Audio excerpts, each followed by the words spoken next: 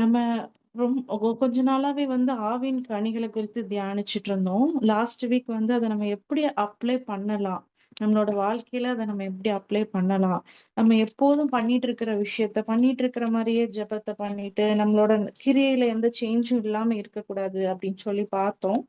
ஆ எ யா யாருக்கு பிரயோஜனமா இருந்துச்சுன்னு எனக்கு தெரியல. பட் எனக்கு பர்சனலா இது வந்து ரொம்ப ஒரு ஆ இந்த சீரிஸ் வந்து எனக்கு ரொம்ப நல்லா இருந்துச்சு. நான் ஸ்டார்ட் பண்றப்ப இருந்தத விட, முடியிறப்ப என் வாழ்க்கையில பர்சனலா நெறைய சேஞ்சஸ நான் பார்க்குறேன். அதுக்காக நான் ஆண்டவருக்கு நன்றி செலுத்துறேன்.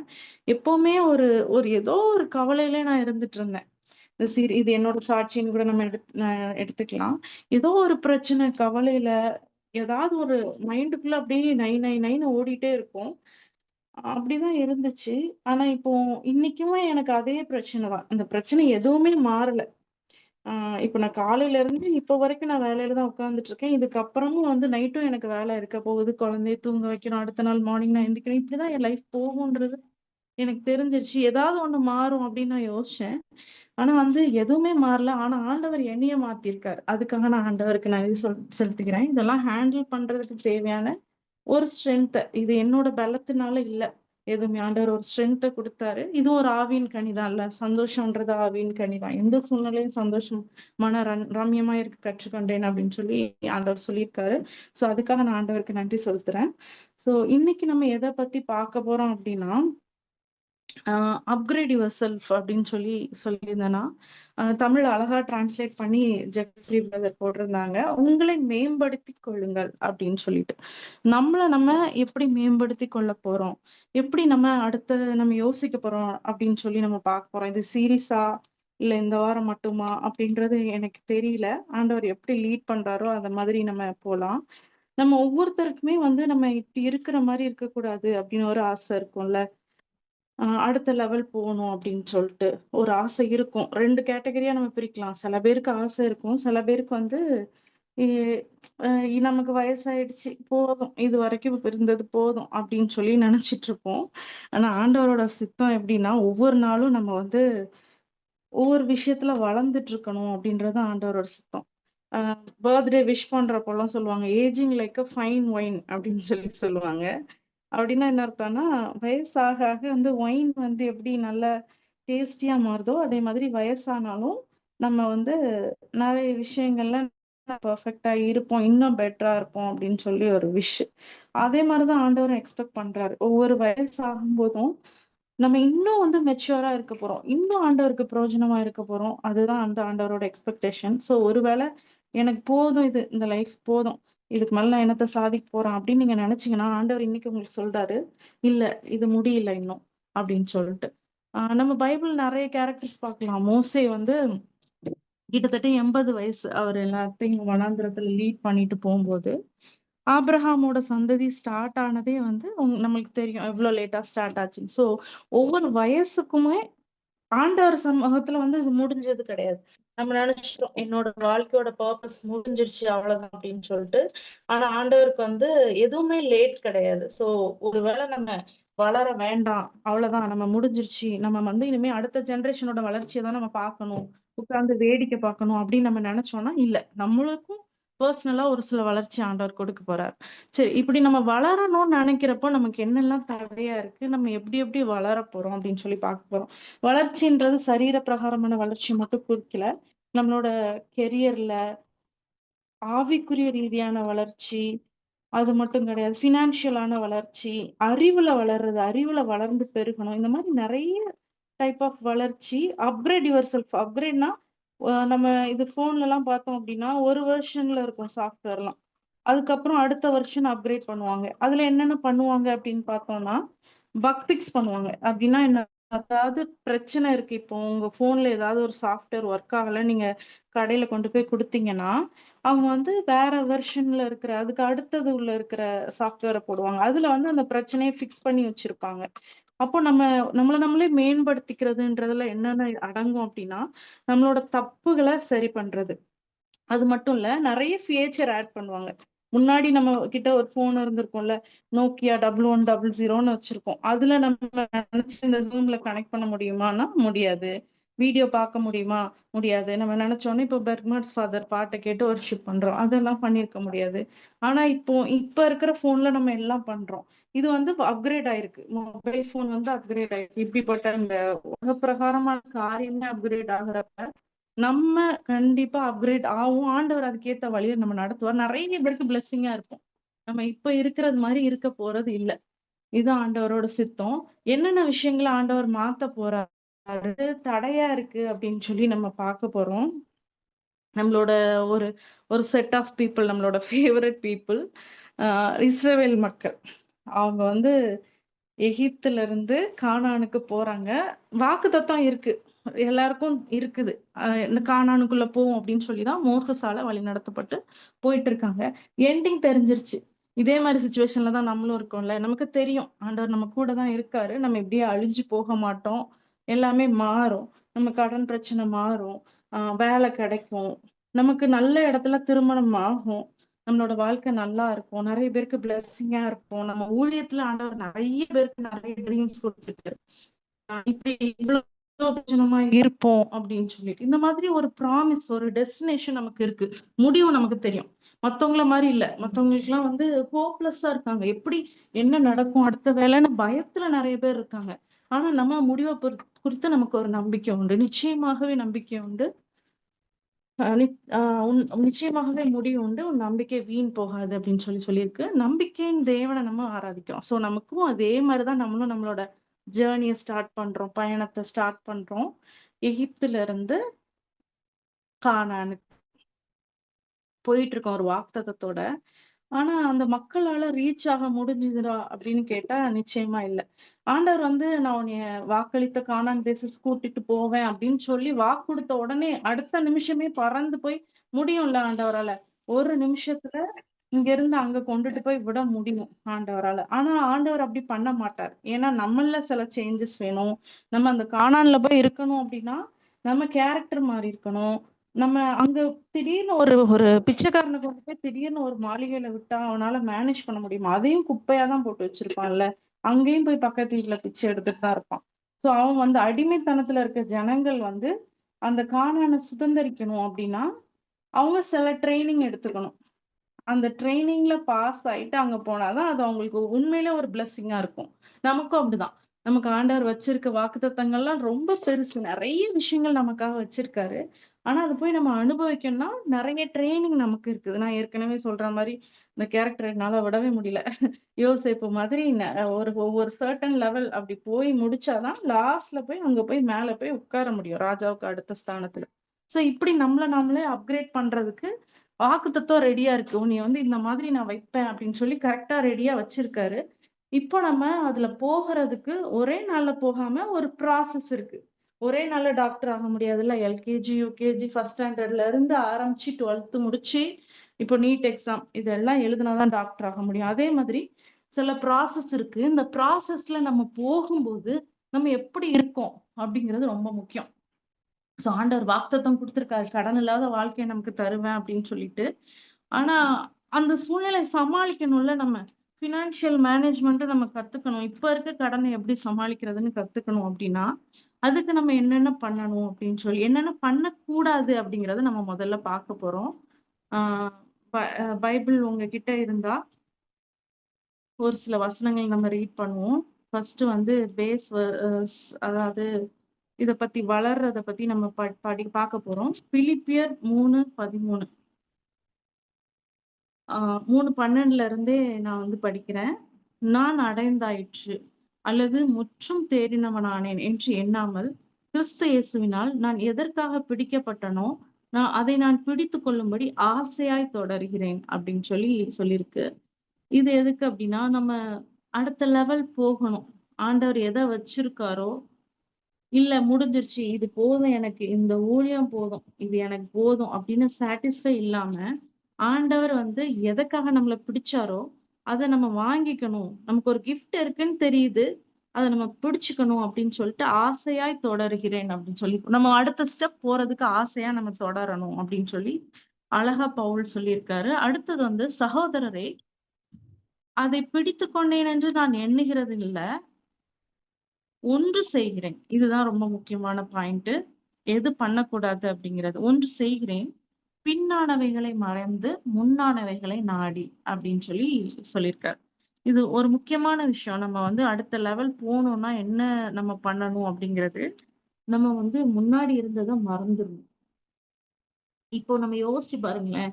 நம்ம இருக்கிற லைஃப் ரொம்ப பிளெஸடான லைஃப். ரொம்ப ஒரு ஆசீர்வாதமான லைஃப் தான் ஆண்டவர் நமக்கு குடுத்திருக்காரு. ஆனா அத நம்மளால ஃபுல்லா அனுபவிக்க முடியல. ஏன்னா, முன்னாடி ஒரு சில பேர் பண்ண விஷயங்கள், பண்ண துரோகங்கள், நமக்கு பண்ண ஒரு வேண்டாத விஷயங்கள்லாம் நம்ம முன்னாடி வந்து நின்றுது.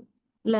இப்போ யாராவது ஒருத்தர் நம்ம கூட இருக்கவங்கள யோசிச்சுக்கோங்க. நம்ம சகோதரர்களோ, நம்ம கணவரோ, நம்ம மாமியாரோ, நம்ம மருமகளோ, நம்ம அப்பாவோ, அம்மாவோ, இப்ப நல்லவங்களா இருப்பாங்க.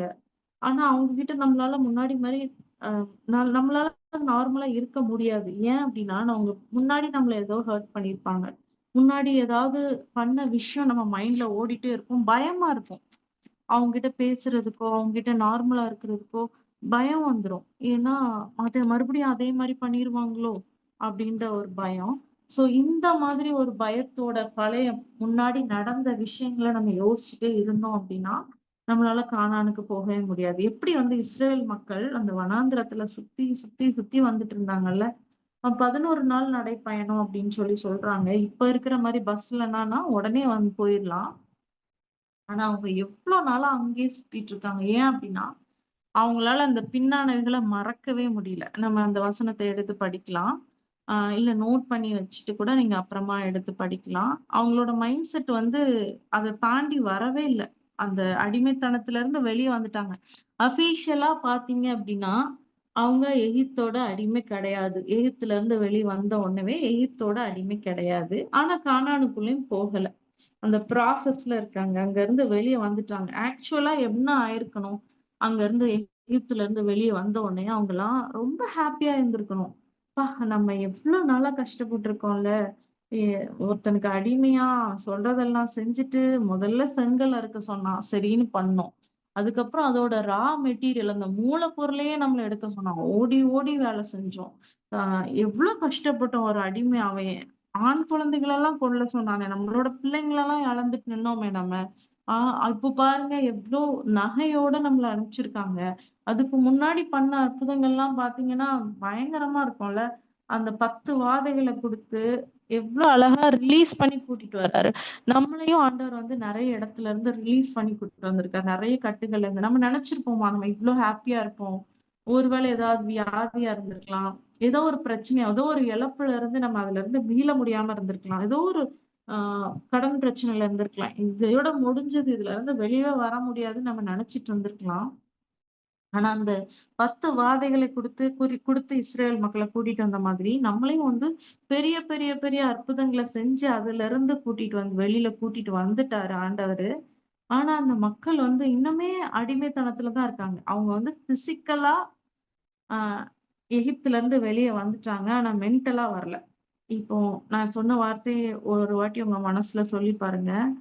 நான் பிசிக்கலா வந்து நான் விடுதலை ஆயிட்டேன். ஆனா மென்டலா விடுதலை ஆகல. அப்டின்னா என்ன அர்த்தம்? எனக்கு உடம்பு சரியாயிடுச்சு தான். ஆனா நான் முன்னாடி உடம்பு சரியில்லாம இருந்தப்ப எப்படி யோசிச்சுட்டு இருந்தேன். நம்மளால இது முடியாது அப்படின்னு ஒரு கட்டுக்குள்ள இருந்தேன்ல, அதே மாரி தான் நான் இன்னும் இருந்துட்டு இருக்கேன். அப்படியா நம்ம யாராவது இருக்கோமா? ஆ எனக்கு முன்னாடி இருந்த பிரச்சனையிலருந்து நான் வெளிய வந்துட்டேன் தான். ஆனாலும் என்னால அத அக்செப்ட் பண்ணிக்க முடியல. அந்த பயம் என்கிட்ட இருக்குது இன்னும். அந்த கவலை இருக்குது. முன்னாடி இருந்த கவலை இருக்குது. அப்படின்னு நம்ம இருக்கிறோமா? அப்படின்னு நம்ம பார்க்கணும். ஆ இப்போ அண்ணால பாருங்களேன். அவங்களுக்கு வந்து குழந்தை இல்லாம இருக்கு. ஆண்டவர்ட்ட இருந்து பிரேயர் பண்றாங்க. அதுக்கப்புறம் அவங்க துக்கமுகமா இருக்கவில்லையாம். அவ்வளோதான் முடிஞ்சுச்சு. Okay right. அடுத்து ஆ குழந்தை வந்துரும். ஓகே. அந்த மைண்ட் எவ்வளோ அழகா மாறிடுச்சு பாருங்க. இந்த மாதிரி ஒரு மைண்ட் இருந்துச்சு அப்டின்னா, நம்ம அடுத்த லெவல் வந்து அப்கிரேட் ஆயிட்டே போயிட்டே இருக்கலாம். அடுத்து குழந்தைய பெற்றுக்கிட்டாங்க. அடுத்தடுத்த குழந்தைகள் ஆண்டவர் அவங்களுக்கு குடுத்தாரு. அவங்களுக்கு வந்து அதோட அந்த துக்கம் முடிஞ்சிருச்சு. அவ்வளோதான். நம்ம மைண்ட் மாறுனாலே போதும். அடுத்த லெவலுக்கு நம்ம போயிரலாம். நம்ம பழசைய யோசிச்சுட்டு இருந்தோம் அப்டின்னா, கடைசி வரைக்கும் நம்ம வந்து எகிப்திலே தான் மாட்டிட்டு இருக்கிற சூழ்நிலை இருக்கும். நான் எதுக்கு இத சொல்றேன்னு தெரியல. ஆ நம்ம வந்து பைபிள்ல வசனம் சொல்லியிருக்கு. கணவனும் மனைவியும் வந்து கல்யாணம் ஆனதுக்கு அப்புறம், அவங்க 2 பேரும் ஒரே மாம்சமா இருப்பார்கள். அவங்க வந்து தகப்பனையும் தாயையும் விட்டு பிரிந்து அதுதான் இயற்கையில, நேச்சர்ல. ஒரு புது குடும்பத்த ஆரம்பிக்கிறாங்க. இப்போ வந்து ஒரு மனைவி வந்து, "இல்ல எங்க அம்மா, அப்பா கிட்ட தான் நான் எல்லாத்தையும் ஷேர் பண்ணுவேன்." எங்க அப்படின்னு சொல்லி ஒவ்வொரு நாளும் பண்ணிட்டு இருந்தாங்க. முன்னாடி இருந்ததையே யோசிச்சுட்டு இருந்தாங்க அப்படின்னா, "எங்க வீட்ல நான் எவ்ளோ ஹேப்பியா இருந்தேன். இங்க வந்து நான் இவ்ளோ கஷ்டப்படுறேன்." இந்த மாரி முன்னாடி இருக்கிற விஷயத்த யோசிச்சுட்டே இருந்தாங்க அப்படின்னா, அவங்களால இப்ப இருக்க லைஃப ஹேப்பியா வாழ முடியுமா? நெறைய பேரு வாழ்க்கைய வந்து இப்படிதான் நம்ம யோசிச்சு இது பண்ணிட்டு இருக்கோம். எவ்ளோ பிளெஸ்ஸிங் இல்ல. திருமணம்ங்கிறது ஆண்டவர் குடுக்குற எவ்ளோ பெரிய ஆசீர்வாதம். திருமணம், அடுத்து குழந்தை வருது. அதுக்கு அடுத்த சந்ததிகள நம்ம பார்க்குறோம். அத வளர்த்த எடுக்கக்கூடிய கடமைய ஆண்டவர் நம்ம கையில குடுக்காரு. ஆனா நம்ம வந்து இன்னும் வந்து இன்னும் கணவர் ஓ இல்ல மனைவி கூடயோ இசையாம, நம்மளோட பாஸ்ட்டே யோசிச்சுட்டு, அங்க நான் ஹேப்பியா இருந்தேன். இங்க எனக்கு இது கிடைக்கல அப்படின்னு நம்ம யோசிச்சுட்டு இருந்தோம்னா, நம்மளும் இஸ்ரவேல் மக்கள் மாரி தான் இருப்போம். ஆ இப்படிதான் வந்து நெறைய டைம்ல நம்ம ஒரே இடத்துல மாட்டிட்டு சுத்திட்டே இருக்கோம். ஒரு சில பிளெஸ்ஸிங்க வந்து நம்ம இழக்கிறதுக்கு காரணம் வந்து இதுதான். கல்யாண வாழ்க்கையில இருக்கிற பிளெஸ்ஸிங்க இழக்கிறதுக்கு காரணம், முன்னாடி இருக்கிற விஷயங்க. எங்க அப்பா என்னைய எப்படி இந்த டாடிஸ் லிட்டில் பிரின்ஸையும், daddy's little princess and mummy's little prince அப்படின்னு 2 கேட்டகரி இருக்காங்க. என்ன அப்படின்னா, அவங்களால அடுத்து கல்யாணத்துக்கு அவங்க வந்து ரெடியே கிடையாது. என்னைய கேட்டீங்கன்னா, அவங்க வந்து பெட்டர் கல்யாணம் ஆகாம வீட்ல இருக்கிறது. அப்படிப்பட்ட கேட்டகரீஸ்லாம் கல்யாணம் பண்ணிட்டு, மைண்ட் ஃபுல்லா அவங்க அப்பா, அம்மா கிட்ட தான் இருக்கும். அவங்களால அதுல வாழ்க்கைய வந்து வாழவே முடியாது. ஸோ ஆண்டவர் வந்து ஒரு சில விஷயத்துல நம்மள அப்கிரேட் பண்ணணும்னா, நம்மள கணவன், மனைவியா அப்கிரேட் பண்ணணும்னா, நம்ம அதுக்கேத்த மாரி நம்ம மைண்ட் செட்ல அதுக்காக நம்ம அம்மா, அப்பாவ விட்டுறணும், ஒதுக்கிரணும் அப்படின்றது கிடையாது. நம்ம ஒரு சில விஷயத்த புரிஞ்சுக்கிட்டு, ஓகே. இங்க இப்படி இருக்கும். இங்க இப்படி இருக்கும். இதுக்கேத்த மாரி நம்ம அட்ஜஸ்ட் பண்ணிக்கணும். இந்த விஷயத்த இப்படி இவ்ளோ பிளெஸ்ஸிங் ஆண்டவர் நமக்கு குடுத்திருக்காரு. இந்த ஒரு சின்ன விஷயத்த அட்ஜஸ்ட் பண்ணதுனால என்ன ஆகப் போகுது? அப்படின்னு சொல்லி நம்ம யோசிக்கும்போது, நம்ம ஹேப்பியா இருக்கலாம். அடுத்த வாழ்க்கை போயிட்டே இருக்கலாம். அடுத்தடுத்த லெவல் அப்கிரேட் ஆயிட்டே போயிட்டே இருக்கலாம். சரி, இஸ்ரவேல் மக்கள பத்தி நம்ம பார்த்துட்டு இருக்கோம். இஸ்ரவேல் மக்கள் என்ன பண்றாங்க அப்படின்றத. ஆ அவங்க வந்து எகிப்துல இருந்து வெளிய வந்து போயிட்டு இருக்காங்க. கானானுக்கு பயணமா போயிட்டு இருக்காங்க. அவங்க இப்போ வந்து சாப்பாடுக்கு ஆண்டவர் வந்து எவ்ளோ அழகான ஒரு சாப்பாடு இல்ல. மன்னா வானத்துல இருந்து வருது. டெய்லி அவங்க பொறக்கும்போதே அத எடுக்கும்போதே வந்து அப்படி கண்ணீர் வடியும்ல. வானத்துல இருக்க மன்னா ஆண்டவரே! வானத்துல இருக்க தூதர்கள் சாப்பிடுற ஃபுட்டுப்பா சாப்பாடு. மனுஷனா எங்களுக்கு குடுத்துருக்கீங்க. எங்கள எந்த இடத்துல நீங்க வச்சிருக்கீங்க? எவ்ளோ ரெகக்னைஸ் பண்ணி வச்சிருக்கீங்க. அவங்களுக்கு குடுக்குற உணவ எங்களுக்கு குடுத்துருக்கீங்க. இதுவரைக்கும் எந்த ஜாதிக்கும் இப்படி நடந்ததில்ல. பார்க்கிறவங்கலாம் எங்கள எவ்ளோ ஆசீர்வாதமான ஜனமா பார்ப்பாங்க அப்படின்னு சொல்லி அவ்ளோ துதிச்சிருக்கணும்ல. ஒவ்வொரு நாளும் மன்னா எடுக்கும்போதும் அவங்க மனசு வந்து எவ்ளோ ஹேப்பியா இருந்திருக்கணும். ஆனா அவங்க என்ன பண்ணாங்க, வெங்காயத்தையும், வெள்ள பூண்டையும் நெனச்சுட்டு இருந்தாங்க. ஏன்னா அவ்வளோதான் அவங்க அடிமையிலருந்து 1% கூட மாறல. நம்மளும் இப்படிதான் புதிய விஷயங்கள நம்ம அக்செப்ட் பண்ணிக்க மாட்டேங்கிறோம். புதிய விஷயங்கள்னா, ஆண்டவர் குடுக்க பிளெஸ்ஸிங்க நம்ம அக்செப்ட் பண்ணிக்கிறதே கிடையாது. ஆ சில விஷயம் புது பாடத்த ஆண்டவர் நமக்கு கத்துக் குடுக்குறப்போ, இல்ல நான் முன்னாடி அப்படி இருந்தேன் அப்படின்னு சொல்லி சில விஷயங்கள்ல வைராக்கியமா இருக்கிறோம் நம்ம. இப்படிதான் இருக்கணும் என் லைஃப் அப்படிங்கிறது. அடிமையா தான் நான் இருந்தேன். எனக்கு அப்ப வெங்காயம் வெள்ளப்பூடு கிடைச்சதே பெரிய விஷயமா இருந்திருக்கும். அவங்களுக்கெல்லாம். அதனால இப்போ வந்து அந்த வெங்காயம் வெள்ளப்பூட வச்சுக்கிட்டு அவங்க மனசு வந்து அதுலருந்து நகரவே மாட்டேங்குது. அந்த மண்ணாவ அந்த பிளெஸ்ஸிங்க பார்க்கவே முடியல. நம்ம ஒருவேளை பழைய விஷயங்கள யோசிச்சு, முன்னாடி என் வாழ்க்கை எப்படி இருந்துச்சுல்ல, இப்ப பாரு எப்படி ஆயிடுச்சு அப்படின்னு நம்ம நெனச்சோம் அப்படின்னா, நம்ம கண்ணு முன்னாடி இருக்க மன்னா நமக்கு தெரியாது. பழைய அந்த அடிமைத்தனத்துல கொஞ்சமா கிடைச்ச வெங்காயம், வெள்ள பூண்டு தான் நம்ம மனசுல இருக்கும். ஸோ அதுதான் வந்து நம்ம அப்கிரேட் ஆகுறதுக்கு இருக்கிற தடை. அடுத்த லெவல் நம்ம போகாம இருக்கிறதுக்கு இருக்கிற தடை. எதனால அவங்க இப்படி பண்ணாங்க அப்படின்னா, அ லாங்கிங் ஃபார் த ஃபெமிலியாரிட்டி அப்படின்னு சொல்றாங்க. அதாவது பழக்கப்பட்ட விஷயம் தான் வேணும், வேணும்னு நெனச்சுட்டு இருக்காங்க. அவங்க அதான் நான் ஏற்கனவே சொன்ன மாரி, புது விஷயத்த அவங்களால அக்செப்ட் பண்ணிக்க முடியல. புது விஷயம் எல்லாத்தையும் நம்ம அக்செப்ட் பண்ணணும்னு நான் சொல்லல. சில விஷயம் வந்து நம்ம எதிர்த்து நிக்க வேண்டியது இருக்கு. பைபிளுக்கு விரோதமான எல்ஜிபிடிக்யூன்னு இப்போ வருதுல்ல. ஆண் வந்து ஆண கல்யாணம் பண்ணலாம். பெண் வந்து பெண்ண கல்யாணம் இந்த மாதிரி விஷயங்கள் நெறைய வருது. வேதத்துக்கு புறம்பான விஷயங்கள நம்ம எதிர்க்கிறது எந்த தவறும் இல்ல. ஆனா காலத்துக்கு ஏற்ற ஒரு சில மாற்றங்கள் வரும். இப்ப நம்ம Zoomல வந்து ஆண்டவர் வசனத்த கேட்டுட்டு இருக்கோம். முன்னாடி நம்மளோட சபையிலே பார்த்தீங்க அப்டின்னா, ஒரு 5, 6 வருஷத்துக்கு முன்னாடி Facebook யூஸ் பண்ணக்கூடாது. அது பிசாசு அப்டின்னு சொல்லியிருப்பாங்க. WhatsApp இதெல்லாம் வந்து நமக்கு ஐய்யயோ! அதுலயா? அதுல போனா வழி தவறி போயிருவோம் அப்டின்னு நம்ம நெனச்சுட்டு இருந்திருப்போம். ஆனா, இப்போ அத தான் யூஸ் பண்ணிட்டு இருக்கோம்ல. சில விஷயம் எல்லாத்துலயும் நல்லதும் இருக்கும், கெட்டதும் இருக்கு. இப்ப நம்ம அதெல்லாம் இருக்கிறதுனால தான் நம்ம Zoom வந்து அட்டெண்ட் பண்ண முடியுது. ஸோ சில விஷயங்கள் வரம்போது அத அக்செப்ட் பண்ணிக்கணும். ஓகே. இத வந்து இப்டி நம்ம பயன்படுத்தணும். இப்டி பயன்படுத்தக்கூடாது அப்டின்னு. மண்ணான ஒரு சாப்பாடு வரம்போது, அத ஆசையா அவங்க புசிச்சிருக்கணும். அந்த மன்னாவோட ஸ்பெஷாலிட்டி என்னன்னு சொல்றாங்கன்னா, மன்னா அப்டின்னாலாம் எண்ணெய் அப்டின்னு அர்த்தம். அதாவது எதுன்னு தெரியல. எக்ஸ் எதுன்னு தெரியல அப்டின்னா மன்னான்னு பேர் வச்சாங்க அப்டின்னு சொல்றாங்க. அப்டின்னா என்னவா, ஒரு சில பேரு எப்டி இன்டர்பிரட் பண்றாங்க இத அப்டின்னா, பிரியாணி பிடிக்கும் அப்டின்னா, அத பிரியாணின்னு நெனச்சுட்டு சாப்ட்டா பிரியாணி மாதிரி இருக்கும் டேஸ்ட்டு அப்டின்னு சொல்றாங்க. ஆ அதே மாதிரி உங்களுக்கு என்னென்ன பிடிக்குமோ, தேனிட்ட பணியாரத்தின் சுவையைப் போல இருந்துச்சு அப்படின்னு மோசே சொல்றாரு. ஏன்னா, அவருக்கு தேனிட்ட பணியாரம் புடிச்சிருந்துச்சு அப்படின்னு சொல்றாங்க. ஒரு சில பேர் என்ன சொல்றாங்க அப்படின்னா, அத எடுத்து எப்படி வேணாலும் சமைச்சுக்கலாம். அப்படின்னு சொல்றாங்க. என்ன டேஸ்ட் வேணுமோ, அது மாரி சமைச்சுக்கலாம் அப்படின்னு சொல்றாங்க. இவ்ளோ ஒரு ப்ரீஷியஸான மன்னா, எவ்ளோ ஒரு விலையேறப்பெற்ற மன்னா, எவ்ளோ குடுத்தாலும் அது கடையில வாங்க முடியுமா? இதுக்கப்புறம் அவங்க சந்ததிய தவிர வேற யாராவது அந்த மன்னாவ சாப்ட்டுருக்க முடியுமா? முடியாதுல்ல. ஆனா எவ்ளோ மோசமானது அறிவில்லாத ஜனங்கள்ல அத பத்தி யோசிக்காம பழசே யோசிச்சு விட்டுட்டாங்க. நம்ம பாருங்க எவ்ளோ அழகா சாப்பாடு கிடைக்குது. நம்ம லைஃப்ல.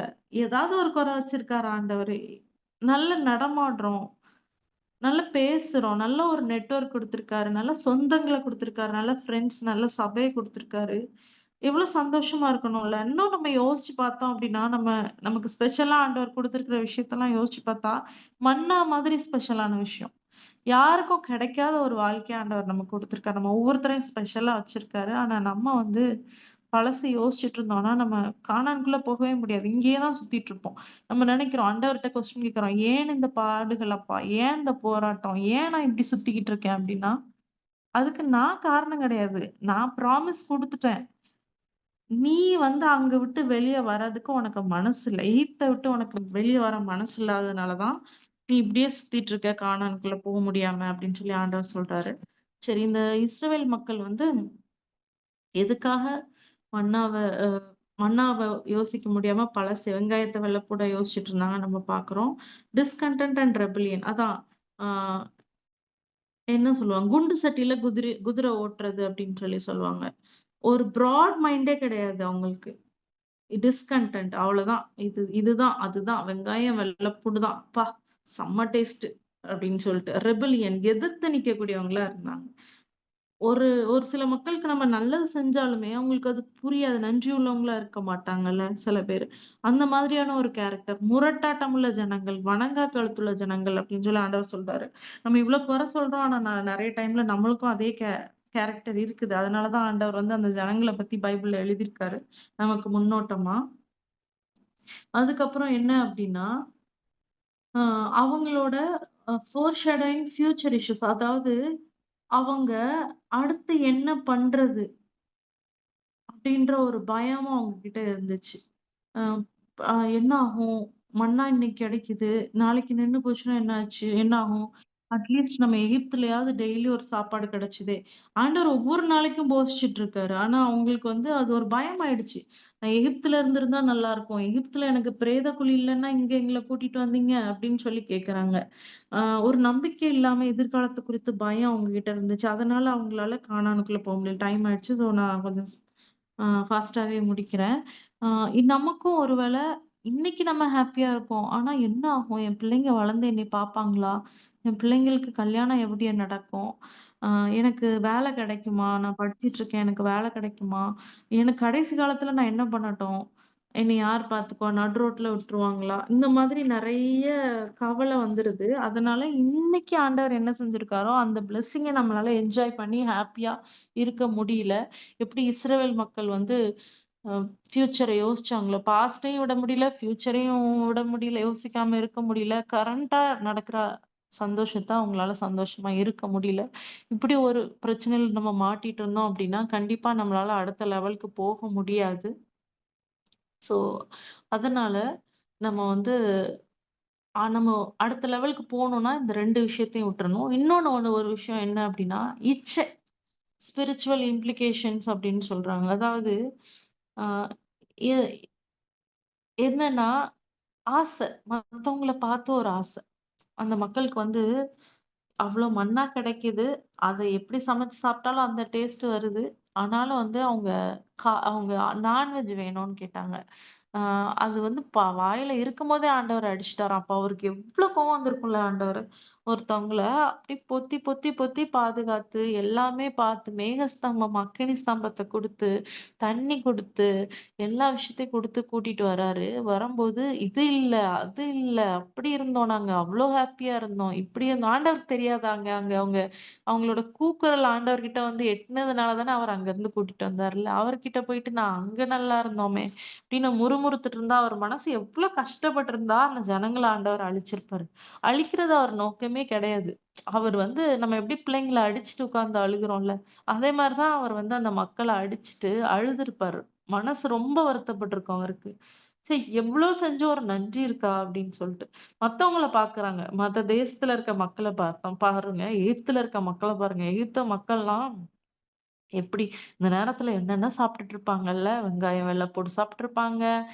கறி, மீன்லாம் சாப்பிட்டுருப்பாங்க. நம்ம பாரு வனாந்திரத்துல போய் கிடக்குறோம். அந்த மண்ணா ஹேப்பியா இருக்கோம். ஆ வெயில் இல்ல, வஸ்திரம் பழமையாகல, செருப்பு தேயல. அது மட்டும் இல்ல வஸ்திரம் வளர்ந்துச்சுல்ல. ஒரு குழந்தை வந்து எகிப்துல இருந்து கிளம்பும்போது 5 வயசு இருக்குன்னா, இஸ்ரவேல் போகும்போது 45 வயசு ஆயிருக்கும். ஸோ அந்த வஸ்திரம் வளரவும் செஞ்சிருக்கு.